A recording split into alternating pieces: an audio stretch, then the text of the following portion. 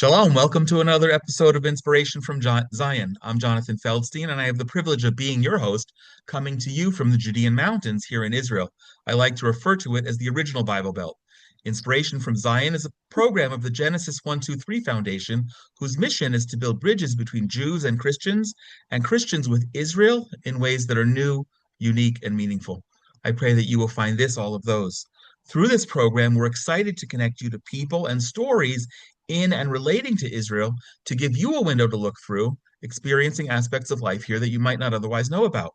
We want this to be interactive, so please be in touch with us at inspirationfromzion@gmail.com and send along any questions and any comments about any topic anytime.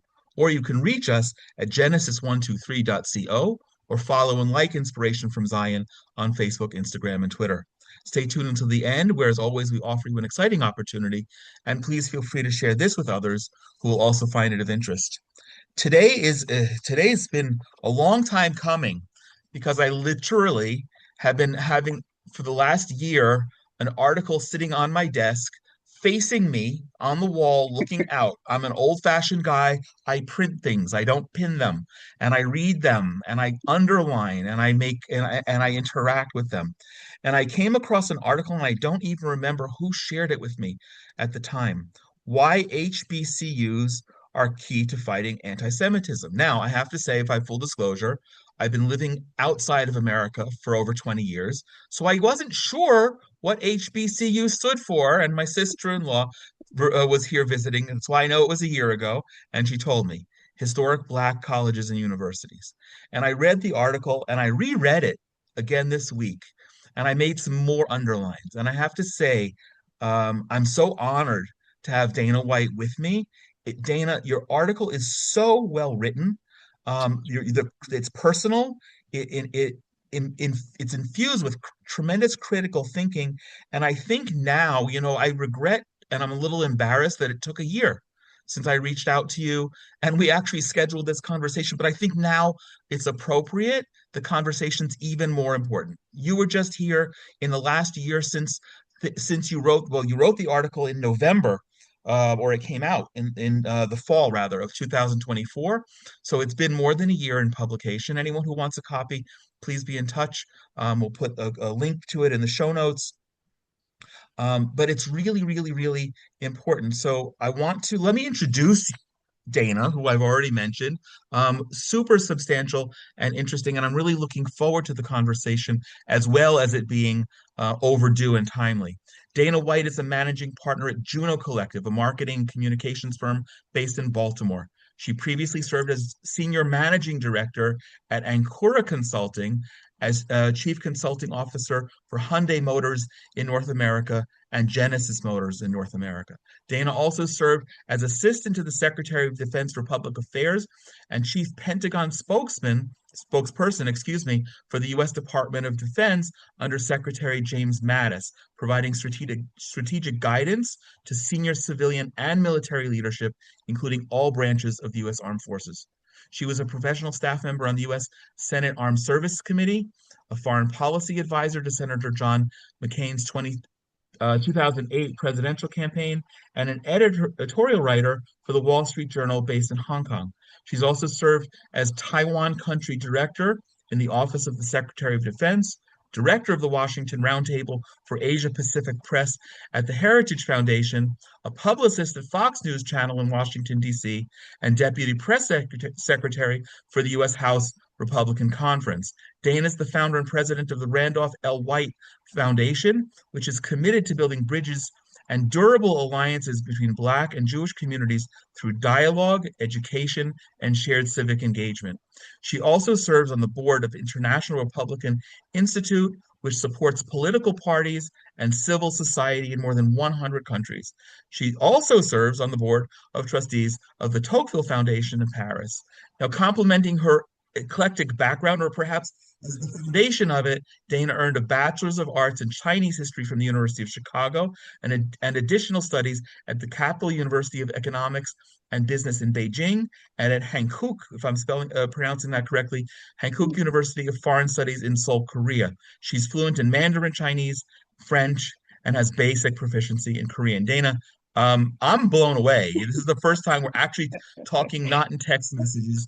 It's really, really, really an honor and a privilege to have you Thank join you. Inspiration from Zion today. Well, thank you for having me. This is I've been very anxious to have this conversation, so thank you Yeah, for it. our schedules have been super busy, and it's funny. You were just here, and we missed each other, and I was last spring in the DC area and missed you. So here we are, and eventually we'll get to do this with a cup of coffee or a Shabbat meal in person, which I look forward to as well. I would love that. Tell me, by way of background, the article, I love how you started out in the article, which I want to get to on a very personal level. You frame it vis-a-vis your parents and your brother and the very different educations and experiences they had. But before we even get into the article and the broader picture, what motivates you? I don't think it's something that we can necessarily take for granted today that you have someone like yourself heading a foundation that cares about relationships between Black and Jewish communities. Well, first, it's my privilege to be a part of this and to be a part of this conversation. I was really motivated, first and foremost, after October 7th. Um, I was in Beijing actually, and within 24 hours of this horrific, of the most horrific, assault that we've seen on the Jewish people since the Holocaust happened, I was shocked at how few allies and how few people who were not Jewish were talking about it. And I thought to myself instantly, what's gone wrong? Right? Like this was before Israel had even retaliated, that suddenly the victims had become the oppressors, Yeah. and it was within 24 to 48 hours, and I saw it, and as a comms person I was like, what's happened? And as the year went on, and I had many Jewish friends who were afraid to wear their Star of David. I had a friend who actually was threatened in the New York subway, Wow. um, which prompted me to start wearing a Star of David, um, as a Christian, because I said, listen, not in my New York, not in my America, should anyone feel ashamed to wear the symbol of their faith. And while I'm not Jewish, Jesus was a Jew. God is God, but Jesus is a Jew. And so he's from the house of David. And so I Yep. started wearing it. So that got me thinking about what can I do tangibly to restart a conversation and to build allyship between these two communities. And then it was also, as I talk about in the article, I have come from a past in which I am a direct beneficiary of a Black Jewish friendship because my grandfather was born in 1896. He was a janitor at UVA Hospital. And at the time, he had to go to Ohio to get his high school diploma. He became a sergeant in the Army, a Buffalo soldier. And he was then a janitor at UVA in the 30s. And it was a Jewish doctor, who I know wasn't necessarily like a loud and proud Jew. I've seen but my grandfather knew he was Jewish. And Dr. Goodwin, he actually promoted my grandfather to the first management job for a Black man in Charlottesville, which meant my grandfather hired most of the Blacks in Charlottesville. Wow. And Wow. right, so that decision, to see my grandfather, and I say that very purposely, um, Dr. Goodwin's seeing my grandfather, because my grandfather had all the pieces. My grandfather went on to be a inventor and a publisher of our family newspaper. My grandfather had all the pieces, but someone had to see him, and it was Dr. Goodwin. And I attribute that a great deal to the Jewish ethos of, and I might get my Hebrew wrong, but tikkun olam, of like repairing the world. And it's those little decisions and those ripple effects that change things. Because had Dr. Goodwin not seen my grandfather, it's the difference between me being the daughter of a janitor, granddaughter of a janitor, or the granddaughter of a newspaper publisher. Right. Right, 100%. Do you remember your grandfather? I do. My grandfather died when I was 15. And so my grandfather actually had me work for the newspaper. He showed me the business side, which is part of the reason I studied Chinese. That's fascinating, by the way. That all of it. Right. Um, but my grandfather actually used to pay me to do billing. And so he and I would do billing together and I'd do ad sheets and he'd put me out for subscriptions and ads. And he's like, who's going to say no to a 12-year-old? Right. Going to say no to it. Then you can go call for subscriptions. Go. And so my grandfather always showed me the business side of the newspaper business, which is why I didn't necessarily go into the newspaper business. Um, but yeah, my grandfather was a huge part of my life. There wasn't a day that went by that I didn't talk to him or see him in all my 15 years. So he died when I was 90, when he was 95, and ran He the talked. paper up until about 6 months before he died. And when you speak about him and being promoted from janitor to manager, it's something that's obviously part of his legacy and history, which is remarkable. But did he speak about it with you, or it's just something that was known? He did. He spoke about, well, number one, he did speak about Dr. Goodwin and speaking of how grateful he was and how smart he was and how he helped him. And what's also sad is actually Dr. Goodwin wouldn't see all the things that my grandfather would do. He would tragically die of a heart attack a few years later. But my grandfather helped desegregate the UVA hospital. My grandmother was one of the first Black registered nurses. And so, again, I love this story because one, my grandfather told me that there are people and that there will always be a way made for those who are prepared to take on opportunities. And number two, I also feel like it's been a story that's haunted me for several years. Like I remember being sick one day and my grandfather was taking care of me and I was actually reading the diary of Anne Frank. Wow. And he said, and my grandfather was a gentleman. I called him grandfather. I mean, he was a very formal Oh, fellow, right? And I remember him using expletives when he saw me reading Anne Frank and talking about Nazis, and I was like, "Woo!" I didn't expect that from my grandfather per se. And my grandfather always went to Sears, and it took a long time, probably to this day, how much my grandfather appreciated the Jewish community because he always went to Sears, and I never understood why every gift I got, every birthday gift, every Christmas gift came from Sears. And it had to do with Julius Rosenwald and my grandfather knowing that Julius Rosenwald had invested with Booker T. Washington in Tuskegee in the over 5,000 Rosenwald schools, which my grandfather grew up actually on the same land that had enslaved his grandparents. wow. So, he was the oldest of 10. So he knew about Rosenwald schools and he showed his loyalty. Nothing came into his house that didn't come from Sears. I mean, I can tell you that absolutely. Um, so I feel, and then I went to U Chicago, and I kid you not, but I used to hang out in Rosenwald Hall all the time before I even knew Julius Before you Rosenwald knew, was. wow. Yeah. Well, by the way, So this is something that's so significant, Dana. It's two things that I'm coming to mind. Number one is that for many people following now, they don't know who Julius Rosenwald was, and so I will make sure if I remember in my fleeting memory to put a link to something that people can understand who he was and why he was so significant. But also, as you're talking about your grandfather, I'm thinking, and it's so amazing that you just mentioned the Diary of Anne Frank because they were saved by righteous Gentiles, albeit that everyone but her father ended up dying in the Holocaust.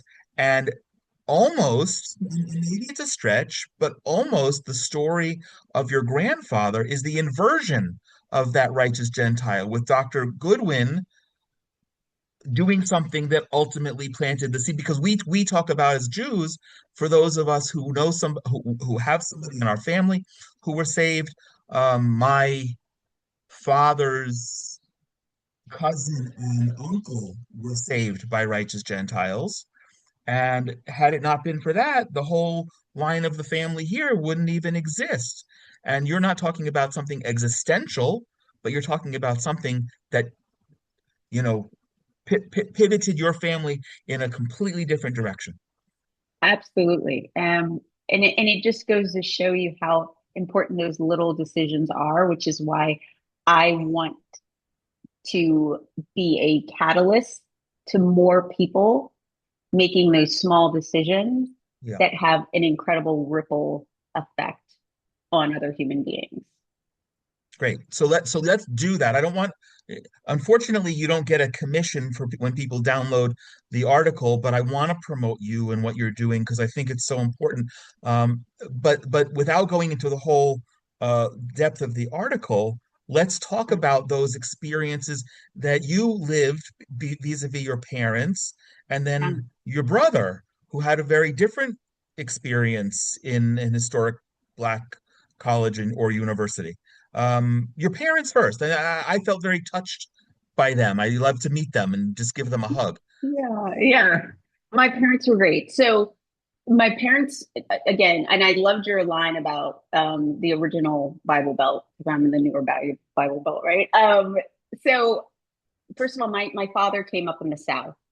And so his experience, obviously, hearing the stories of Dr. Goodwin, also seeing the participation of Jews within the civil rights movement in the South, that was sort of his experience. Whereas my mother's experience was much more familiar, right? So she, um, like literally, the church that her father wasn't the AME minister was an old synagogue. Um, like she still to this day, she's 80 years old. She talks about the Friedman brothers, five single Jewish brothers who owned those land, but brought Mr. Tommy used to bring her taffy back from Atlantic City. And she has Mr. Joe used to give her 10 cents to get him a cigar. Like there was a familiarity that she had. And so she had this warmness, and Mrs. Fisher used to get kosher pickles from. And she used to take her, and I think she was alone. And sometimes she would take my mom to synagogue with her just because. Wow. And so my mom had this very familiar relationship, and my dad had more of a experience of like social justice or like civil rights coordination. And so when they came to Howard, they both had very fond feelings about Jews from different perspectives, but very fond feelings about Jews. And at that time at Howard, you also had a much larger Jewish population. You had a large Jewish faculty. Some of your listeners and might know, your audience might know, HBCUs, historically Black colleges, saved about 50 German Jews with visas and brought them I over. didn't know that. Um, so Wow. so so it's a very rich history that we've had together, but unfortunately, and getting to so my parents graduating in the '60s and seeing all that, and again, and Jews are subject to quotas, right? Um, that when desegregation happened, there was this melting away of those familiar ties, right? So suddenly you're at Howard, but now you can go to Columbia. Now you can get tenured at Harvard. And so that changed the dynamic. So you also saw a lot of a lot of the Jewish population move away from the Howards and the Meharys and those schools. But fast forward 25 years, so you've had this and in many ways, so did many middle class Blacks. So I can't leave that out either, right? With desegregation, only 10% of Black bachelor's holders in the country go to HBCUs. 90% of Blacks who go to college go to predominantly white schools. So you've also seen this drift. But what happened with my brother and in the early 90s is that you had a shift coming out of the 70s where it's civil rights, desegregation, yay. But then you had this rise of kind of Black power. And what you had at the same time is you had the riots, you had many Jews who had lived in the cities move out, you had many middle class Blacks move out. right? And so you left a fairly vulnerable population in our cities at the same time that we're also um, hollowing out manufacturing. It's harder for a Black man to get a job without a college degree. You're also dealing with the drug epidemic. Your mass incarceration, all of that coming down at that in post civil rights within the Black community. And there was an anger, right? And there was an anger that infiltrated those communities, those prisons, and to a great degree, those universities, which brings in my brother. And that mindset that you were a victim. Like I've had many Black students tell me, they're like, I didn't know I was supposed to hate white people so much until I got to college. I Oh didn't know, dear. right? Wow. And and so you had the rise of the Nation of Islam, you had the rise of hip hop, right? You had movies like Mo Better Blues, you had things that culturally sort of started to make Jews the other, right? Or the super white person, right? At a time when Jews had sort of pulled back from certain communities, just and there was less familiarity. I have I've sponsored some HBCU students to go to Israel, and you would be shocked at how many had never met a Jew ever, and now they were at Shabbat, and these young men were from big families, 10, 12, and they were at Shabbat with an Orthodox family. We're like, oh, this is just like Sunday. This is the same thing. Exactly the same thing. Kids everywhere, like stuff happening. And so we have so much in common. But my brother got a diet of a victim, like that you're a victim, that there are power structures that are working upon you that you have no control over. And and it's not just in the classroom, and I don't want to indict all classrooms, but it's By the also way, let me just interject. He wasn't raised with that. That wasn't something coming out of your home. absolutely not. Right. Absolutely not. It was something that was seated in school, but it was also seated in the social setting, right? And you hear about the Nation of Islam. It is actually scary how little scholarship has been done on Black Jewish relations.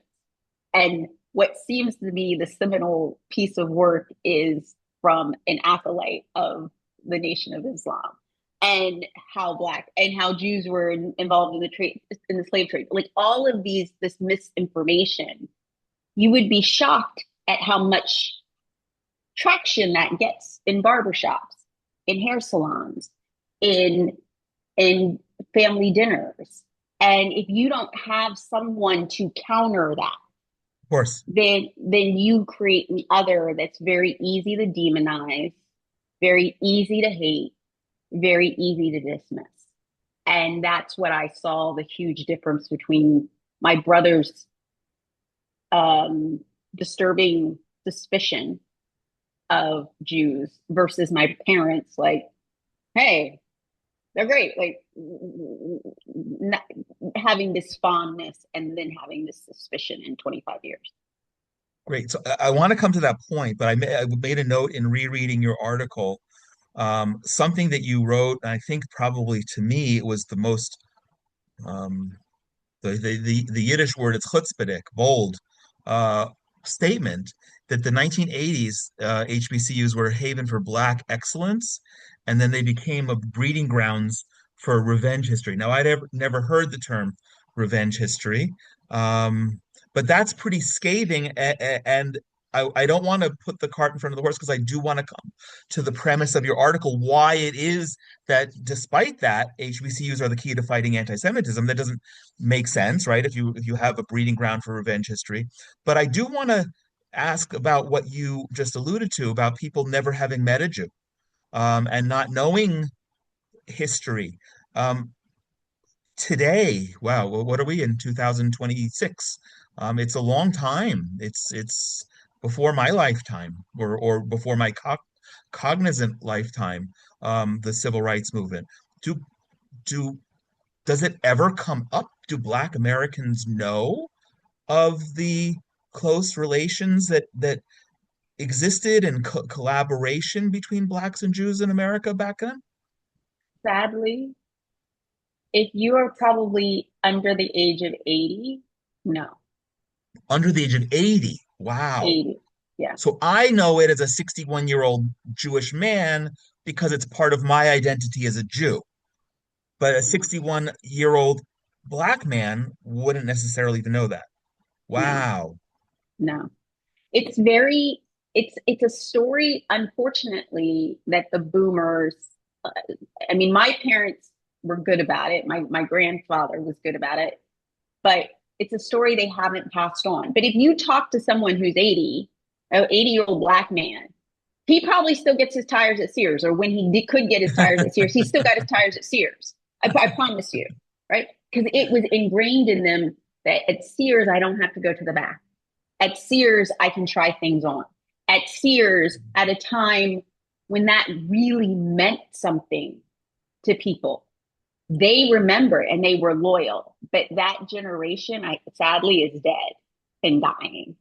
So And even you my just mother only, and even my mother only, I mean, knows, I mean, she knows it as an 80-year-old woman. She was at Howard, but even she only kind of knows it as, I mean, she knows it, but she doesn't know it as an adult per se, right? Like she moved to Charlottesville, la, la, la, la, but she knew it from her childhood and understanding who she grew up with, who she went to school with, sort of like who was friends. sort of like how I grew up understanding you don't buy a German car. Exactly. The Exactly. opposite.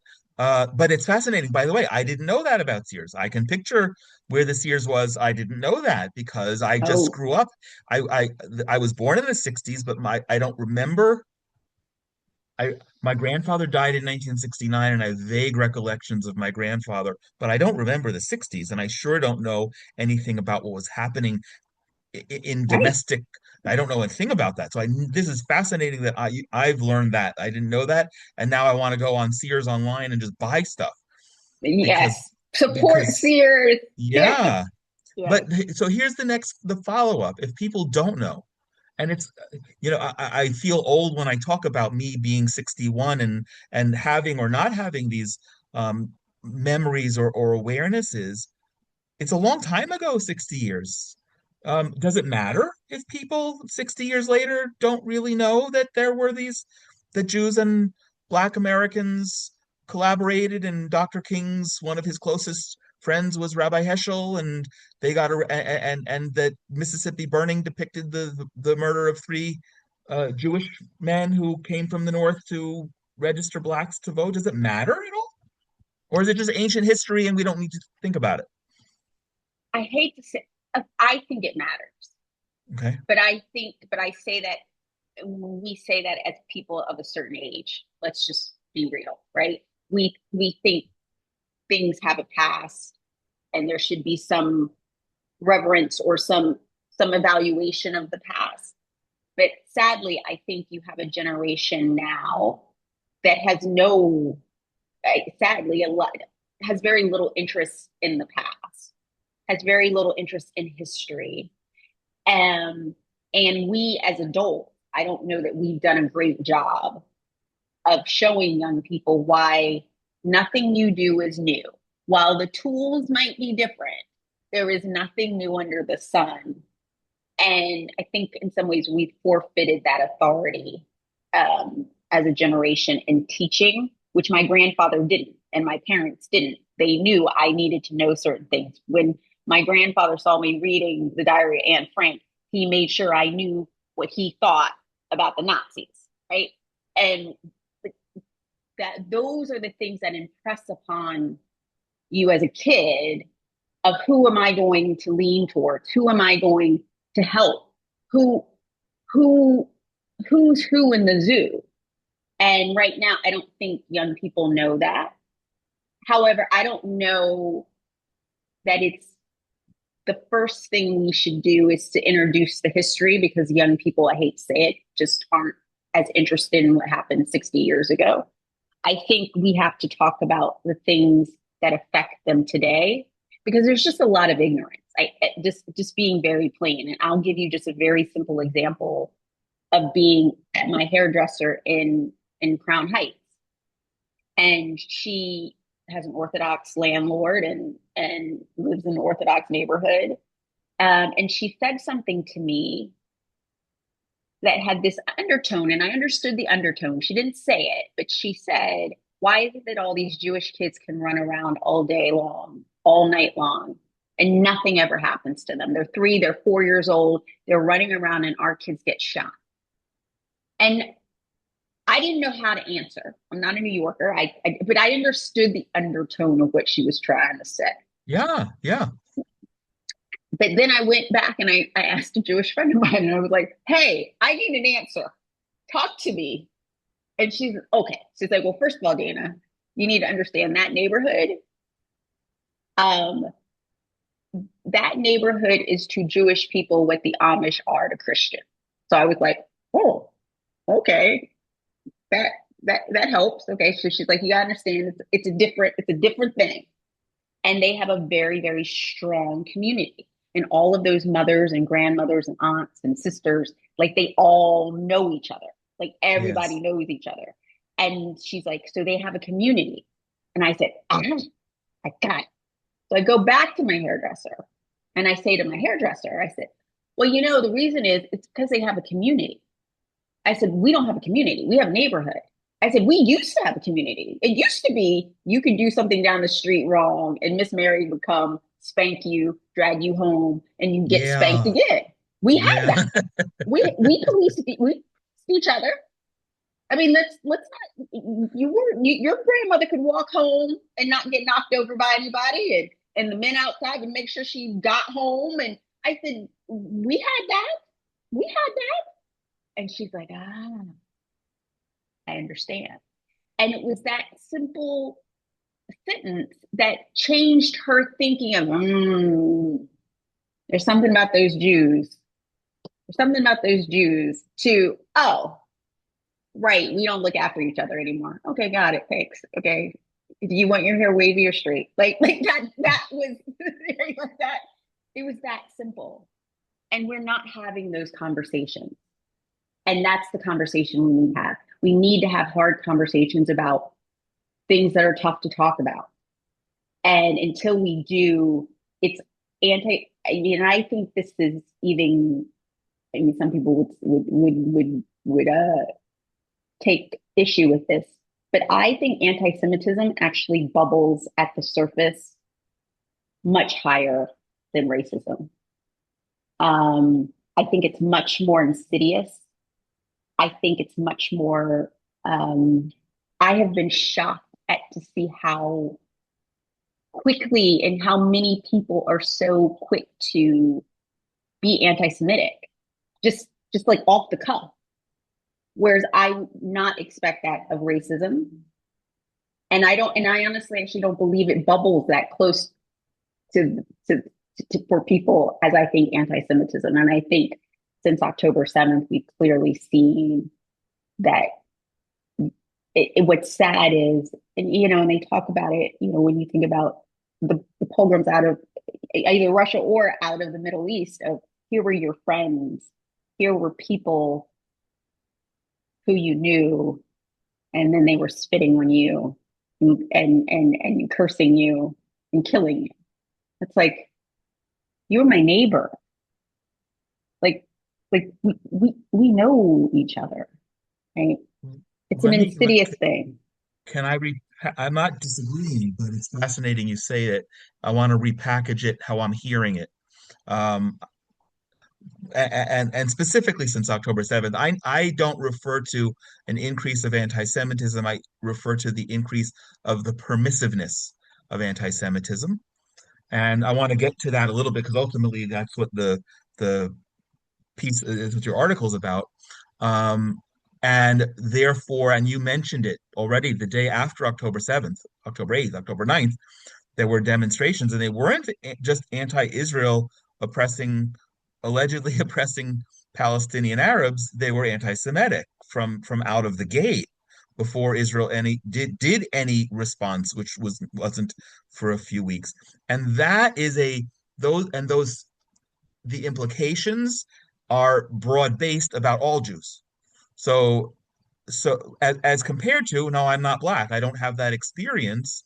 But if I see you on the street, I'm not necessarily going to, I think, draw any broad-based conclusion about all black people because of my interaction with you. I'm not gonna. Is that where you're going? Why you think that anti-Semitism is worse? I agree with your permissiveness. I think that's a much more exact way to say it. It's been more it's been undercover, and now it's okay to be anti-Semitic, like openly, Yeah, in rooms, in respectable rooms. You're just like, this is not a dark corner. This you places you said used to that, work in the United States House and Senate. Yeah, yeah, yeah. I mean, this is right here, and so I think the fact that it's become more permissive, I don't. I've always thought, and you know, and I've grown up with a few Jewish friends being from the South, but I have always thought, and I had this conversation with a friend when I was about 17, whose last name was Summers, but her mother was Jewish, and she started dating a waspy boy from Nantucket or somewhere up Cape Cod, and they started saying anti-Semitic things, making jokes, and she didn't. She told me, "Damn, I didn't know what to do," and I remember feeling her pain uh, because I felt like she's like, I know you're black wherever you go. But I said, yes, but here's the thing for me. I'm black wherever I go. Whatever I get is what I'm gonna get. Like I don't know what said I can guess, I can suspect, I can do all sorts of things about what's said behind my back. But I'll never know what people really think about me. And told her, I said, I think that must be the hardest thing in the world to be able to see behind the curtain. And if you tell people who you are shut out. You are shut out. You are shut out as I am. And how you deal with that as an identity has to be torturous. And again, for me, I show up like you don't like me, and you say it, okay, we have a problem. You show up, you don't like me, you don't say anything. Like it's all the same for me. I can't be in the heads of other people. I think sadly my people spend too much time trying to be in the heads of other people. You just need to uh, okay. right? You need to just focus and do what you need to do and not worry about what other people think about you. Um, that's a lesson from my grandfather. Mm.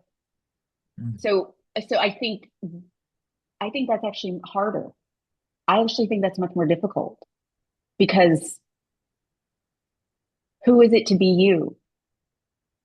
And and what is it going to cost you? Right? Like I don't really think about that. I don't really think about what it costs me to be black. It just is. And do I understand there might be some issues or yeah, but it's this is how I know there's a difference. There's no way that the Klan could come onto Columbia's campus or come onto Howard's campus or say George Floyd, one down, a million more to go. There's no way that anyone or any Wow. university president would have ever Wow. tolerated, Yes. right? If the Klan came in, they're in their sheets and says, hey, we've got a right to protest. We have a freedom of speech, and they do. The Klan got as much right to voice their views as anyone else does. They're the Klan that you free speech. But you know what you don't get to do? You don't get to terrorize people. You don't get to hurt people. You don't get to keep people out of class, right? And I'm just talking if the Klan just was on the other side of the street or Columbia being like, one more George Floyd, like whatever they did, no one would tolerate that. Even if they were in a permitted area of like with nooses and hey, we're taking America back. Da, da, da, da, da. It's no one. There would Right, be congressional hearings out the wazoo. Like no one. There would right. be no capitulation. There would be no explaining. There would be none of that. No And that's university what, president saying it depends on the context, no, there would which be is what none. happened. Right. As soon as some white dude started to put a hood on, arrested, gone. No, like there would be Well, like,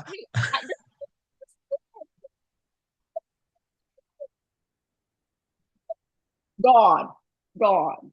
And I'd like to hope, if I may use the analogy, that they would have been lynched, but that's a different conversation. But yeah, that's correct. You're right. You're right. it would never have happened. So let's come to the again. I can't encourage, you can't have my copy because I've scribbled on it way too much, but I want to encourage people to get this and read it and be in touch. Um, why HBCUs are the key to fighting anti-Semitism. I'd like you just open-ended. There's so many questions, but first of all, what are the obstacles? Maybe you've addressed them, and then how is it that these entities that you referred to as the breeding ground for revenge history, how is that the Hebrew is pitagon? How is that the redemptive opportunity for fighting anti-Semitism? Because what's key about Black colleges and universities is that they drive Black culture.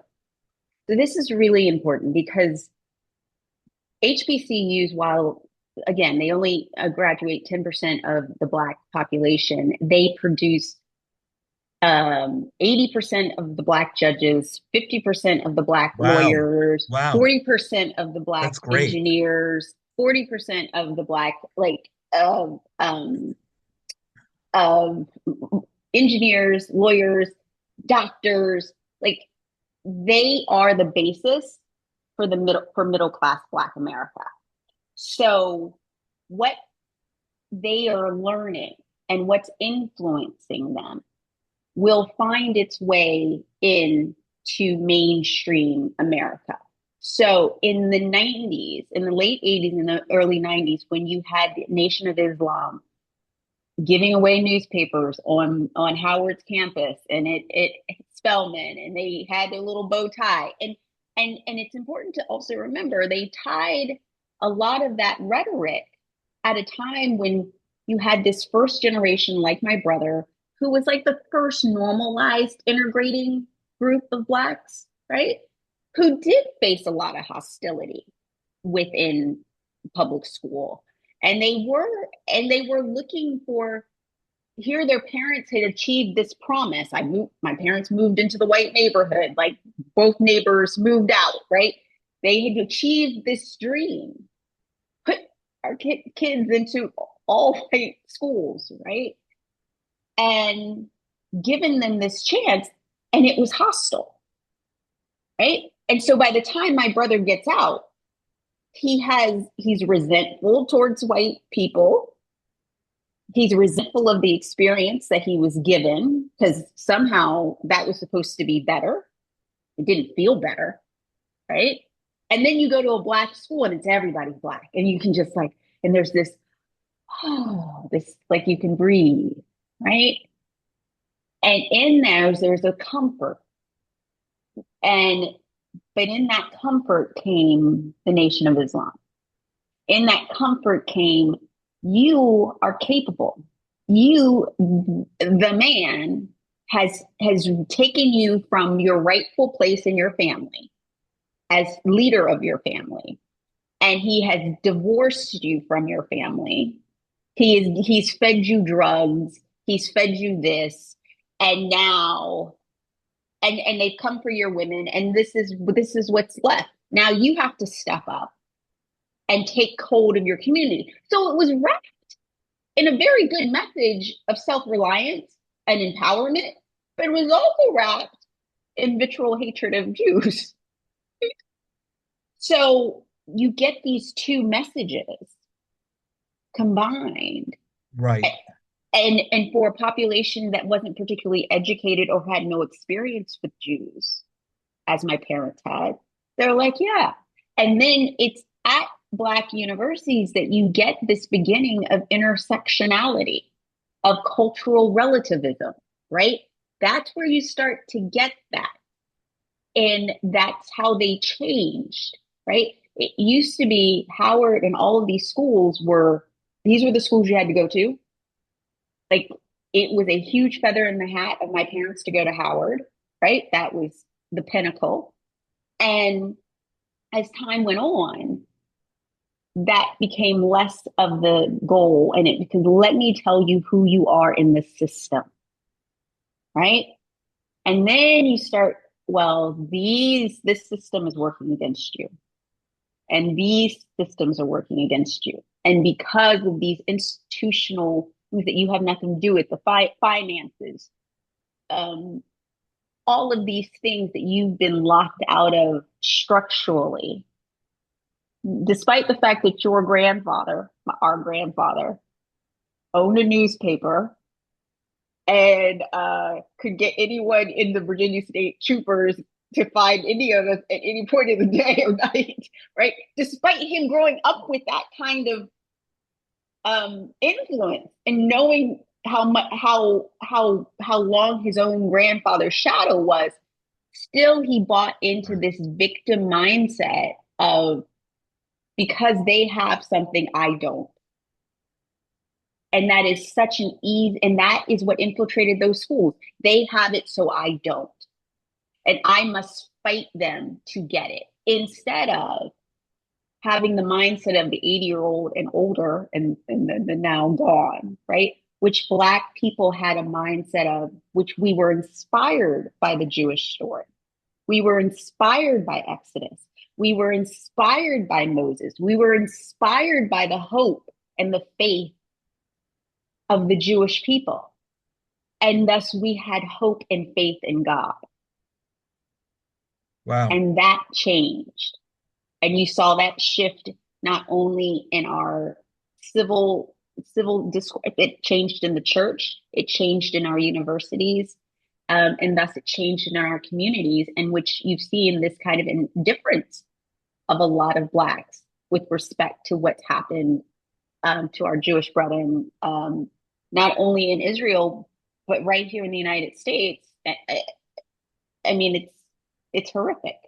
So I didn't know all of the influence, which is great, that HBCUs have in terms of the Black community. But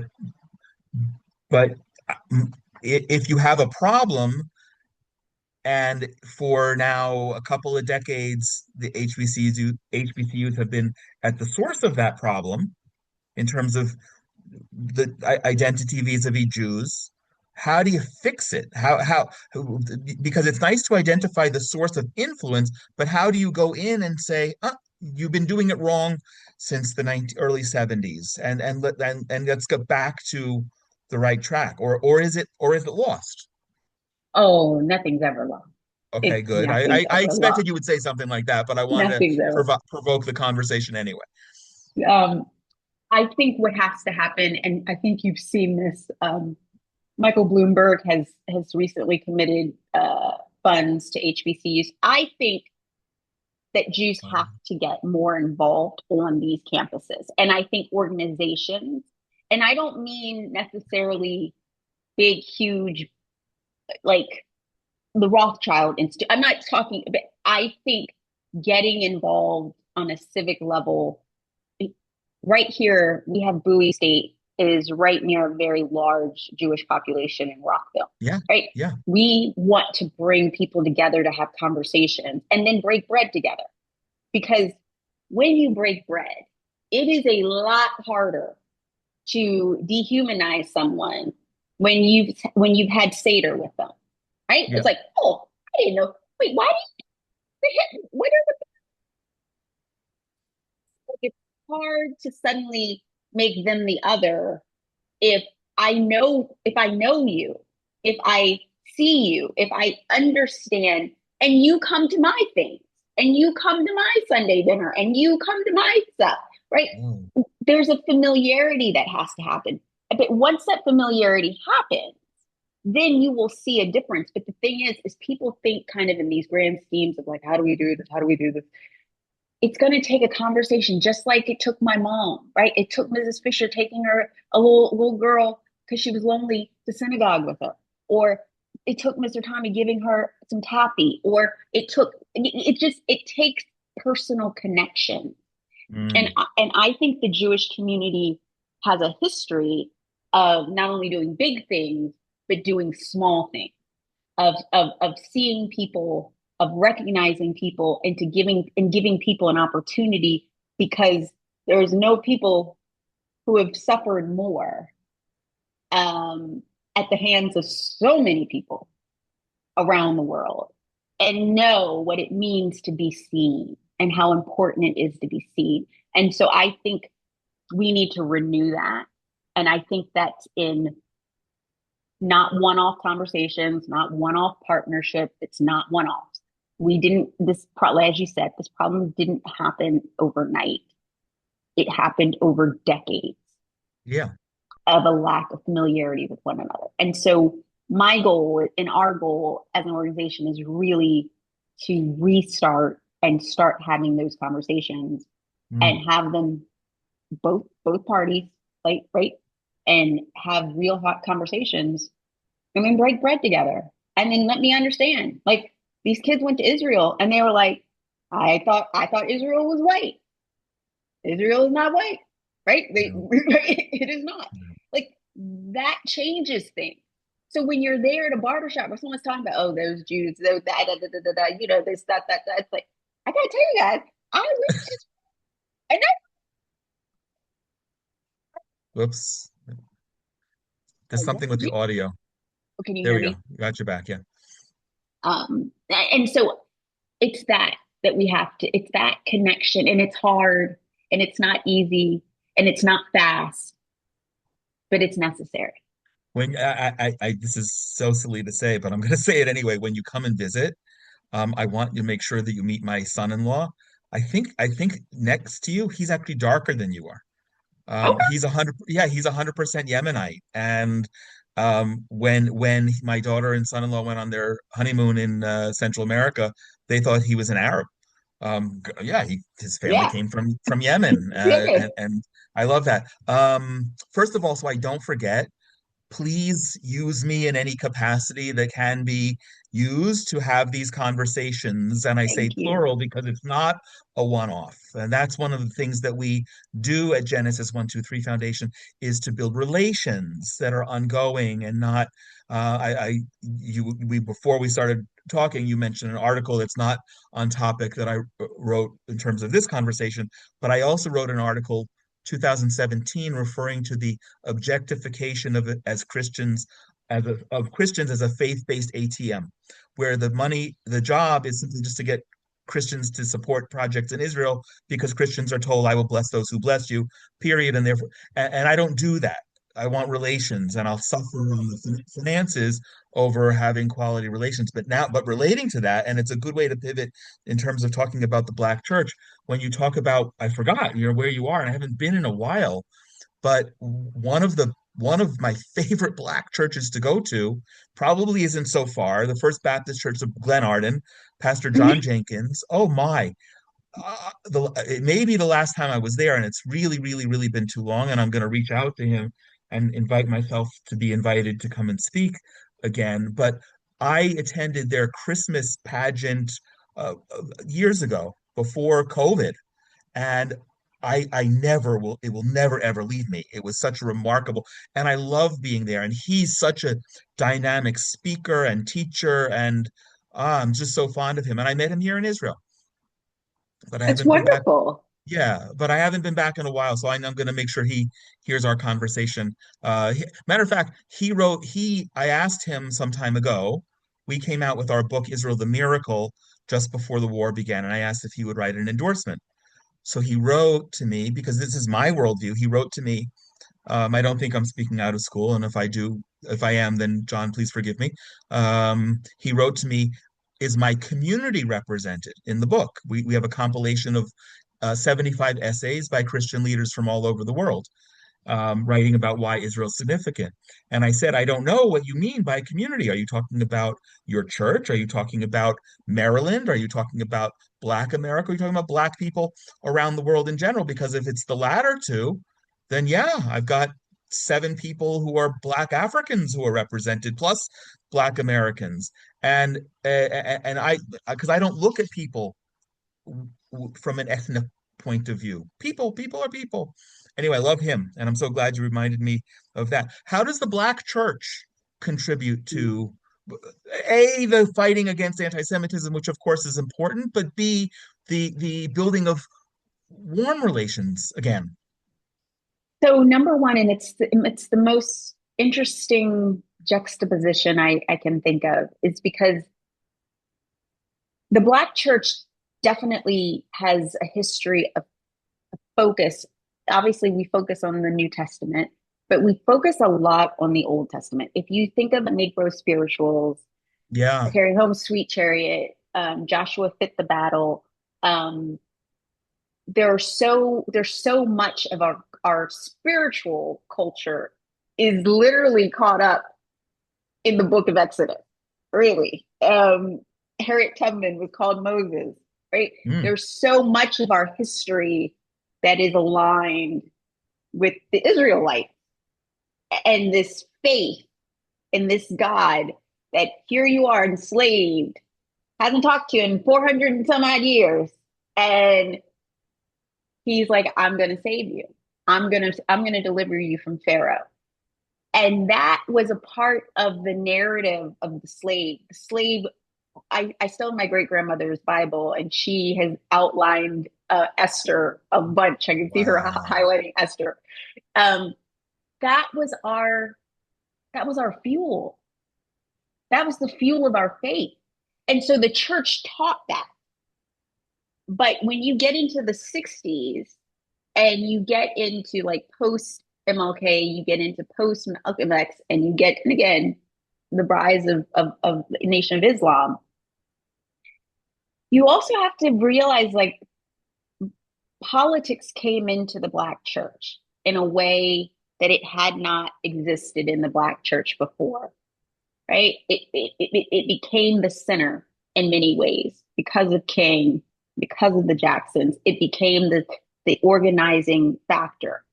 Now that's fine until the organizing factor becomes about the party you vote for rather than the God that you believe in, who has carried you this far in this country and will take you further as long as you believe in him, right? That's where the disconnect happened. And you can also see a shift in seminaries where a lot of Black ministers have gone to seminaries that probably over index on the New Testament. So you're not reading. I mean, and I mean, as someone who's read through the Bible a couple of times, Exodus is my favorite. Is my favorite book for this reason. And in the Torah, all of it, it blows my mind because what it tells me as a Christian is I didn't realize as a Christian how much God cared about every detail of my life until I read the five books of Moses. Wow. Because Jesus, and I love Jesus, but Jesus is, he's mine. I get to talk to him. I get to walk with him. He's, he's, he's, it's all good with Jesus. Everything like, Jesus, I'm really sorry. He's like, I got it covered, Data. Right. But God cares about every detail of your life. He cares about what you wear. He cares about your hair. He cares about what you put in your mouth. He cares. And that was the first time that it hit me. I'm like, wait, because you think about God, you're like, yes, thanks for the stars and the sky and the sun. And yeah, I didn't blow up today. Appreciate it. Right. Like, okay. But but God is God, and you see that through the Hebrew scriptures. He's like, no, this is what you do. You walk around those walls 7 times. He's very prescriptive, very prescriptive. And you're like, oh, this is a God I can trust because this God wants to help me. I can see it throughout the Hebrew scriptures. He's like, Gideon, listen, this is what you're going to do. He's like, hey, I'm the smallest tribe. I'm the, could you what? Sure. You really care about it. And that makes me happy. And that is why Wow. I have a great love of Judaism because it so informs my Christianity. Um, and it's and that's what's changed. And so we've got to get back to teaching in our seminaries the entire Bible. And I think we also need to get back to understanding because it's very strange. We will sing about Israel and the promised land, and then somebody will walk out to a pro-Palestinian march. And you're talking about river to the sea. And do you understand that that's the river? God said sea to the river? Do you understand? Like, there's bigger things going on here. And and we need to get back to that and understand that and have leaders who point us in that direction. I'm so engrossed in the conversation and so regretting that I didn't have this conversation with you a year ago because that would have been a whole extra year that I would have known you, and then I would have seen you when you were here on your last trip, and we would have, and who knows what would have blossomed, but I'm praying that it will. Let's wrap up talking about two things. Current events. You were just here. What was that like? What do you want people to know about? I don't know what you did, but what do you need people to know about Israel and in late 2025 and your experiences here? I want people to know that our friends in Israel are tired. Um, I went to the kibbutz um, in the Gaza envelope. I went to the Nova Festival. I went to the Syrian border. Uh, I went to the Lebanon border. Um, and people are tired. And but the resiliency is so palatable. But people are tired. And I think people also felt disappointed.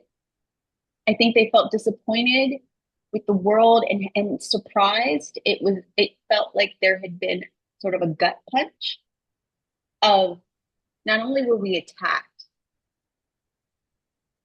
um, but then we were but but we've now been attacked around the world for existing. And I personally reject the whole notion of existing. Like it's not up to anybody else to determine whether you exist. God determines whether you exist. That's who determines existence. Um, so why are these double standards? And I felt the pain because it was a horrible thing to be attacked on that day for those families and for the hostages, but to be mocked, to have your life uprooted, to not be able to go into to study for finals, to be attacked is shameful. It's shameful. And it's shameful for those of us who know better not to say something. It's Mm. shameful for people to say somehow Israel's different. I worked in the United States military, but I will tell you, no one does more to protect civilian lives than the Israeli Defense Forces. Like, hands down. And it is important that people who are non-Jews talk about it and speak out about it and give it context. Because had something like that happened in the United States, and or just talk about what the United States has been doing recently. Look, you do something else, you're going to get hit. Everyone knows this. Everyone knows this. This is what happened. Why is it different? Why is it different when you take Jewish Right, lives? Why is it right. different when you take Israeli lives? Why is that any different? A country's responsibility is to protect its citizens. That is the number one responsibility. So I hope that my team and we have partners who we really push the fact that people of good faith need to speak out. Yes. And we need to let our Jewish brothers and sisters understand that they are loved and they are cared for and they are not alone, even though this is a very dark, dark time. And it's shocking what you're facing from corners that you would never have thought you'd face. They're like, wait, why you wait, what? No. And so I think it's upon Christians. I think it's upon anyone who understands good from evil to take a stand, because silence only, as Elie Wiesel said, right? Silence only encourages the tormentor, Yeah. not the tormentors. So let's wrap up by talking Right. about one of the greatest voices whose life we're celebrating this week, Dr. Martin Luther King Jr., his birthday. Um, I was alive by a little bit when he was assassinated, but have no personal memory. It's said about him many things. I think one of the greatest voices in our lifetime. Um, and the funny thing, when you talk about your parents, he wouldn't have been that much older than your Right. parents today. He could not just be alive, but vibrant. That imagine if we had the last almost 60 years of his voice still, it would be whoa. He could have been president. So Yeah. so many things. And I there aren't a lot of people that I feel this way about, but I feel a void in my life, in the world, by not having his presence. He was Mhm. referred to as a Zionist. His last public remarks the night before he was assassinated, and some people think it maybe was a metaphor or not, but he said, "I've seen the promised land." And he's talking, and people think he's talking about this here where I am. I don't know, but even if it's metaphoric, he supported Israel and the Jewish people. He was very passionate also about rescuing Jews from the Soviet Union, which was my passion as a teenager into my early 20s. What would he can you this is a total out of the left field question, but can you imagine what would his words be today, almost 60 years since he was assassinated, in terms of assessing where we stand as blacks and Jews together? I think he'd be disappointed. Um, and I'll tell you for a couple of reasons. Um, I remember I actually went to Selma and I saw where they've engraved his footsteps with Ralph Abernathy, and it's where they used to stand. But around them, it was the only place that was safe for them to meet in Selma. It was a Jewish owned building, and they burned the building down. And so all that's No. left, yeah, and all that's left are their footprints. Um, I think what we have to do, and what I think he'd be disappointed. I think he'd be disappointed, number one, because he did profit and he rose to prominence in large part to the support of Jews, right? And that's not just Martin Luther King. That's the NAACP. That's not just a King thing. These early civil rights, social justice have always been backed by Jews. They have been instrumental in education and all of these things. So I think he would be disappointed, number one. I think number two, he would also be disappointed, I think, in the state of Black America, full stop. Because there is this language of victimhood among people who have no idea what it truly means to be a victim. I, I, I watched a young man try to talk about institutional racism and things that are happening to him. And he says, well, sometimes I get bad looks. And I'm like, and again, I grew up with my grandfather who he's like, I didn't get off a sidewalk fast enough. I was killed. Like that's what he grew up with. So they didn't smile at you when you went into Brooks Brothers. Like America's come a long way, Yeah. right? Right. So I think America's come a long way. If the worst racism that happens to you is maybe a white person gives you a dirty look, woo, right? Like, you're gonna be all right. And I think he would be disappointed um, in some of our, today Black literacy is lower now than it was 100 years after slavery, Wow. right? Um, he was a man of education. He was a man who believed in education. Um, and I think he would see it as a tragedy that our partnership seemed to to fray after desegregation. Like there was so much work to be done beyond getting past Jim Crow. There were so many ways that we've helped and supported each other um, that we did Hmm. not come up with a way to continue it. Like not marinate in what was, but really carry this forward. I think Yeah, he'd be build on it. disappointed with that and build on it. I think he'd be disappointed by that. Wow.